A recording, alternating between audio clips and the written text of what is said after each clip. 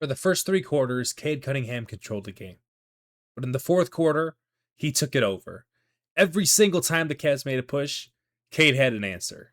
Huge shots, calm decisions, great defensive plays, complete control when the game got close. This was not just a good fourth quarter. This was a star performance in a playoff game. Let's talk about it. The Pistons got out to a really fast start in this one. They were playing extremely well in the first half. They made 6 of their first 10 threes. Asar Thompson was 4 for 4 from the field. They held the Cavs to 18 points in the first quarter, 3 of 14 from 3 in the first half. It was the Pistons that set the tone in this game early. They were playing an incredible defense. Duncan Robinson had like 2 steals and 2 other forced turnovers just by being aggressive and running hard and making sure that he got his body into the Cavs. And it was just a really, really good first half. Cade didn't really have to score it much, honestly. But the Pistons felt like they were controlling everything. James Harden was dribbling off his foot, dribbling off his leg. He was getting frustrated. He couldn't get past Asar Thompson. He couldn't get past Tobias Harris. He couldn't get past Cade Cunningham. He couldn't get past Ron Holland. You know, it really frustrated the Cavs, and the Pistons had an 11-point lead in the first half. And you thought that might be enough, but the problem is the Cavs were bound to go on an offensive run eventually, and that's what happened in the third quarter when Asar Thompson got into foul trouble. Donovan Mitchell at that point definitely started to take over. He basically played point guard for them in the third quarter, and the Pistons could not find a way to stop him without Asar Thompson on the court. The Cavs were also, it felt like they drew a lot of fouls in the third quarter. They were just getting to the line slowly, inching away at the lead. And at halftime, I remember thinking, man, the Pistons are up 11, but it really feels like they should have got this to 15. They should have earlier maybe got it to 20 when they could. And instead, the Pistons just struggled to put the Cavs away for the second straight game. And this time, the Cavs offense came back, and they really made it close to the beginning of the fourth. But like I said, Cade Cunningham has already been a very clutch player for the Pistons. When it comes to fourth quarter scoring, there's not many guys, if anybody, that did it more than Cade this year during the regular season. Cade is able to flip a switch when it comes to the fourth. And in this game, Cade, he didn't have an inefficient night. And I think that's what a lot of people expect when you hear that Cade had a slow start to the game. But he was like 4 for 8 from the field going into the fourth quarter or something like that. He just wasn't really getting a lot of shots up, but it's because I feel like he was just trying to make the right play consistently. He had 10 assists in this game. That being said, he did have a lot of turnover issues. He had 3 in the first half today, but he finished with 5, so he did a nice job at settling down. But when it came to that fourth quarter, it felt like Cade just knew he had to flip the switch. He had to impose himself more in this game, and he did it, and he did it really well. Numerous pull-up threes, great passes, but honestly, the thing I wanted to talk about the most in this game was his defense. There was numerous times when I was baffled at how good Cade was able to, make incredible switches. He was staying in front of everybody that was throwing into him, whether it's Mitchell. He was playing great defense on Harden. He had weak side blocks. He used active hands the whole game. He really imposed himself in the game on defense. And to be honest, to me, that's one of the differences of these teams. And the reason why I have the Pistons in 5 or 6 in this series is because our superstar can guard.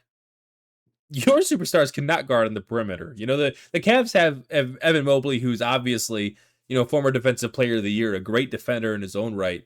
But they don't have the bodies to put on the Pistons guards. And Duncan Robinson found himself open all game. He was making tough shots, but he was making open ones too. Tobias Harris, every single possession when he had a small guy on him, he's calling for the ball. He's doing his post moves. And I'm telling you, Tobias is playing with a confidence right now that I have not ever seen him play with. It was a great performance from him. But yeah, the real consistent thing that I saw in this game and the last game is just that the Cavs guards can't guard. They can't. For Jalen Duren, I thought it was a mixed bag of a game. He was only 2 of 7 from the field with 8 points.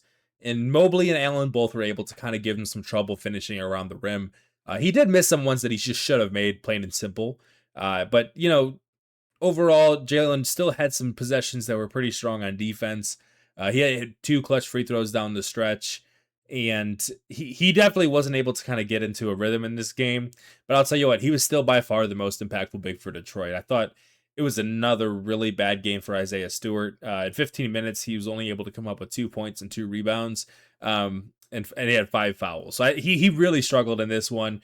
That being said, those 2 rebounds were huge rebounds. They were both on free throw attempts, actually, that the Pistons missed. One of them he put it back, and one of them he was able to kick it out and led to a Pistons score. So overall, Jalen Duren, it wasn't his best night, but he's really is able to use his size to get into Evan Mobley. And I think if he plays through Mobley more and, you know, goes more away from his spin moves and his fancy finishes and just tries to put his shoulder into him more, I think he's going to find some more success. Mobley, he really, really struggled with the Pistons size in this game. There was multiple possessions where Mobley was on offense and he was trying to back down Tobias Harris, Jalen Duren, Isaiah Stewart. It didn't matter who was guarding him. Cade picked him up. Mobley he couldn't use his body to get a good look, and the Pistons just out physicaled him the entire game. I thought it was a pretty poor performance from him on the offensive end. And he did have a great impact on defense, and I thought he was by far the most impactful defender on the Cavaliers in this game. I have to talk about James Harden a little bit more. He is just so unbelievably beyond cooked physically, and he has not adjusted his game. And the Cavs haven't used him in a way that can actually take advantage of the skills that he still has. Harden could not get in front of anybody. He could not get around anybody on the Pistons. And he still hit some shots. He's hit some step backs. But he finished with 10 points, 3 of 13 from the field, 4 turnovers, minus 15, which is a team low by far. Just really, really poor performance. It felt like whenever the Cavs went to Harden as their main hub of their offense is when it fell apart. In the third quarter, I'm telling you guys, Donovan Mitchell, he was the point guard of the Cavaliers. He was playing incredible. He was getting downhill, free throws, everything you'd want out of him. But in the fourth quarter, down the stretch, when it mattered most, they were using James Harden with the ball, and the Pistons were just guarding it really well. Asar was guarding him. I don't understand if you're the Cavaliers, how do you decide to use these two guards this way? Do they really fit together? This is the second straight series that the Pistons have found themselves in when they're not playing against the team with a point guard. They're not. Now the Cavs obviously are a much better offensive team than the Magic, but they're by far a worse defensive team. And when everyone was talking about, oh man, the Pistons down 3-1 to the Magic, they came back, but what does that say about them as a team? You guys, the playoffs are about matchups way more than they're about, if you beat this team in 7 games, the Cavs are going to beat the Pistons because they had 52 wins in the regular season. No, that's not how this works. And honestly, the Cavs bigs, I was thinking a little bit, man, they might give the Pistons some trouble because Tobias has been the one that stepped up against the Magic. And, if you're the Pistons, if Evan Mobley is going to get possessions guarding Tobias on the post, that could just erase Tobias.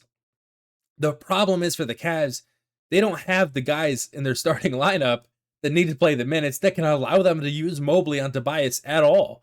Because if you put Mobley on Tobias Harris, where does that leave James Harden? If James Harden's the guy that has to guard Asar Thompson in the corner, James Harden's going to get back on it every single play. He doesn't play defense. He's not engaged. He's too slow. He's too old. He can't do it. So I don't know what you do if you're the Cavs. And that's why, sure, the Cavs can make some adjustments. And maybe in game 3 or game 4, they hit a lot of shots. They might win one, but they're not winning both. They're not. Foul trouble for Asar Thompson really did hurt the Pistons in this game. And honestly, it felt like to me 2 or 3 of those fouls by Asar early were just completely frustration fouls. They weren't actually Asar making, errors on the defensive end. In fact, on the play where he pushed Harden for his last foul before he had to come out in the second half, Asar played like 5 seconds of just unbelievable defense, navigating screens, getting through screens without fouling. And of course, Harden took a dive to the floor, which drew the call. But Asar Thompson just got really frustrated. And, that's the thing that last year, I feel like in the playoffs too, he had some fouls that were frustration fouls. And you just can't do that in the playoffs. And, I think he'll learn that as he plays more. But he was getting baited into some fouls early. And not having him in the third quarter was genuinely the reason the Cavs were able to get back into this game. Ron Holland did come in, and I'm telling you, Ron had some awesome defensive possessions on Mitchell and Harden, just setting the tone as soon as he came in. Now he did have some mistakes, I thought, on the defensive end on rotations, and I don't know if he played a perfect game at all. But having him coming off the bench, especially when Harden's pissed off, just being able to put Ron Holland right on him.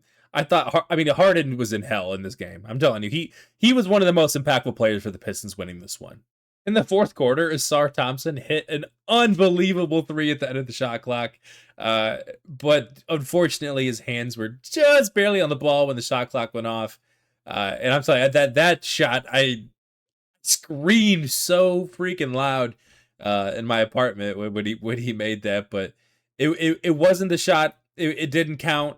And an unbelievably important play. I believe it was a 6-point game at that time. Asar just gets the steal on the next possession, shuts him off. Tobias Harris is a freaking warrior, by the way. Donovan Mitchell grabs his leg getting past him in the first quarter. And at first, I didn't see Mitchell's hand. I thought this was a non-contact, muscle tissue injury on his quad or his hamstring, something that was going to really, really hurt the Pistons. But guess what? They go to commercial. I start freaking out, thinking, "Man, how are the Pistons going to adjust? Are we going to be seeing some Paul Reed? What is going to be the way that we can get through this injury?" And he's just in after the timeout and has another great game on both ends of the floor. Tobias was great on defense in this game at defending the bigger guys, Mobley. He was able to stay with Harden. Like I said, anyone can stay with Harden. I can't stay with Harden, but a lot of my neighbors can probably stay with Harden. But Tobias Harris was incredible in this one. He finished 9 of 16 from the field. He made 2 of his 3 3-pointers, 2 blocks, and 2 steals. Dude, he needs to retire a Piston. He might need a statue at LCA, I don't know. Maybe. Also, I mean, I can't go on without mentioning Duncan Robinson again. I know I mentioned his steals and his activity on defense. I feel like for the last 2 or 3 games, he's been so active. And I know he gets a lot of flack. And he's a guy that teams think, oh, we can just hunt Duncan Robinson. In fact, before the series, all I was hearing about was how Duncan Robinson is going to be a huge problem for the Pistons in the lineup. And you know what? They don't maybe play him a lot late in the game, but he played 37 minutes tonight, 17 points, made 5 of his 9 threes, and every single one of those threes was huge. He had 3 steals. He had some really good offensive rebounds. I think in game 1, he actually had a great offensive rebound that was huge for the Pistons. He had 3 defensive rebounds today, and he was just a really, really impactful player, man. And then the last player performance I wanted to highlight was the guys off the bench for the Pistons, specifically Dennis Jenkins. He is the guy that he clearly looks like the best athlete on the Pistons and the Cavaliers. He is the fastest player on the court. He had one basket that he only got to the rim because he was the only person sprinting on the court. That was it. He just pushed faster than everybody else and surprised the Cavs defense. Hit an unbelievable 3. When it's clutch time, you might think, oh, we're going Cade. Sometimes you can go Dennis. You can. In the fourth quarter at the end, though, there was a possession there where Dennis dribbled most of the shot clock up. Tobias Harris got Harden on him, and he was calling for the ball. Or it might have been Mitchell. It was one of those two. And Dennis just couldn't get it to him. He ended up getting a shot blocked. And that's the possession where Asar Thompson took that 3. You have to get the ball in Cade's hands in that situation because Cade was absolutely poised down the stretch, hitting pull-up middies, pull-up threes, drawing fouls, drawing contact, just completely understanding how big the moment was and delivering in that moment. I also thought it was really weird that down the stretch, the Cavs were giving Cade trouble all night by playing really high at the pick and roll, not letting Cade just get switches onto the guards that he can devour. And then in the fourth quarter, they just started allowing the guard-to-guard switches. So, Cade would do one switch over here to the left, and then a second one over here to the right to get Harden or Mitchell on him, and then he'd just get his shot. And the Cavs had nothing they could do about it. And it was just a really weird decision schematically. I don't understand why they started doing that down the stretch, but they did. And it really genuinely, I thought it was a big reason that the Pistons were able to get Cade going in the fourth quarter. Obviously, some of that's on Cade, just knowing, when the moment necessitates him to do that. But I thought the Cavs let him have it, to be honest. And then some of the numbers just between the two team stats that I thought explained a lot of this game. The Pistons shot 14 for 28 from three. The Cavs were only 7 for 32. The Cavs, if they get outshot by the Pistons from three, they're not winning. They're just not. They can't do that. That's not going to be able to be a formula for the Cavs to win. The Pistons actually turned it over more than the Cavs, but they had 13 fast break points to Cleveland's 4. And I'm telling you, if you watched like any of the possessions of this game, you'll see exactly why that was. There was a possession where James Harden was on the fast break and he was in front of Cade, and then you saw him just kind of slow up and dribble to the corner because he knew he couldn't beat Cade. He couldn't beat anybody. I know. I'm sorry I'm ranking on Harden so much. I just, what a bad 2 games for him. People acted like getting him was the last Infinity Stone for the Cavs, but I'll ignore that. But the Pistons got more offensive rebounds, and they were just more physical. They led 94% of this game. The Cavs never really controlled anything happening. They made their comeback, and I was nervous that, you know what, if they got hot at that time in the fourth quarter after they made their comeback, they might steal this one. But that's what it would have been. It would have been them stealing the game. It wouldn't have been them, playing a better whole game than the Pistons. So if you're the Pistons, I feel like you come away from this game just more confident that, hey, you keep doing what you do. You're going to get the series done faster than some people think. I said Pistons in 6 before the series. I think they'll get it done in 5, to be honest. I think they'll win one of these road games, and then when they go back home, I don't think they lose that game. I'm pretty confident in that. I'm going to go Pistons in 5. If the Cavs do win both their home games, props to them. I think the Pistons can win it on the road in Game 6. But we'll have to see. I mean, playoff series, they can take a lot of different, forms late in series, especially when there's injuries and different things going on and different adjustments. So we'll see how the Cavs start to play when they get home. I'm sure the role players are going to shoot better at home, and that's going to help the Cavs. In this game, Schroeder was 1 for 5 from the field. Max Strus 1 for 6 from the field. Just a really poor shooting performance from the Cavs. Even Donovan Mitchell, who was obviously the Cavs' best player in this game, had 31 points. He was only 11 for 24 from the field, 2 of 9 from 3. Missed some open ones down the stretch. So the Cavs are going to have better shooting nights. The Pistons just have to make sure that when they get these 6 to 8 point leads, we got to be able to stretch it to 10. We have to do that. We can't let the Cavs stay in every game. But I'll tell you what, I mean, controlling the first 2 games of a series, it feels good. I don't think there's anything to worry about for the Pistons as far as actually winning the series. So thank you for watching this video. I know I went on some ramblings, some heavy criticism of some of the Cavs players, but really, the Pistons absolutely deserve this win. If they keep defending this way, as they did most of the game aside from when Asar Thompson was out, it's going to get over quick. But thanks for watching. This is the second effort. The Pistons tonight made the second, the third, the fourth, the fifth, the sixth efforts. All the efforts that it took to win. Thank you for watching. Please like and subscribe. Comment on this video. How many games do you think the series goes? What's going to be the X factor in the rest of the series? Please let me know. Thank you for watching.